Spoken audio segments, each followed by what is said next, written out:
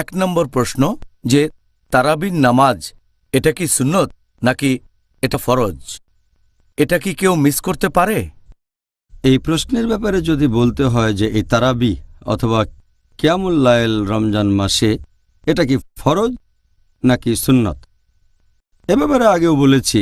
আমাদের নবী মুহাম্মদ সাল্লাল্লাহু আলাইহি ওয়াসাল্লাম বলেছেন, এটা আছে সহিহ বুখারীতে খণ্ড নম্বর 3 বুক অব তারাবি হাদিস নম্বর 2012।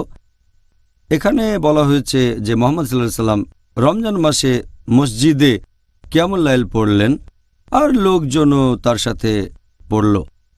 পরের দিন খবর ছড়ালো, সেদিন নবী আসলেন আর পুরো মসজিদে ভরা লোক। তৃতীয় দিনেও অনেক মানুষ, আর চতুর্থ দিনে যদিও মসজিদে অনেক লোক, নবী ইচ্ছে করেই সেদিন মসজিদে এলেন না কিয়ামুল লাইল আদায় করার জন্য।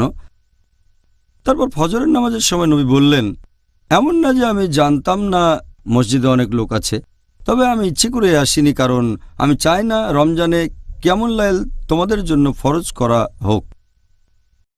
তাহলে এই হাদিস থেকে আমরা জানতে পারি যে এই নামাজ ফরজ না। তবে আরেকটা হাদিস সহিহ বুখারী খণ্ড নম্বর 3 বুক অব তারাবি হাদিস নাম্বার 2009, আমাদের নবী বলেছেন, যদি কেউ রমজান মাসে রাতের নামাজ আদায় করে ঈমানের সাথে আর আল্লাহর পুরস্কারের আশায়, তার অতীতের সব গুনাহ ক্ষমা করা হবে। এই হাদিসের ভিত্তিতে আমরা জানতে পারি যদিও এটা ফরজ না, তবে খুবই গুরুত্বপূর্ণ সুন্নত, সুন্নতে মুআক্কাদা। তার মানে নবীর যে সুন্নত গুরুত্বের সাথে সুপারিশ করা হয়েছে, যদিও এটা ফরজ না, এটা সুন্নতে মুআক্কাদা, খুবই গুরুত্বপূর্ণ একটা সুন্নত।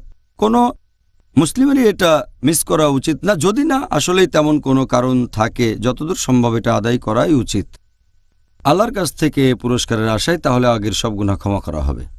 জাযাকাল্লাহ খায়ের।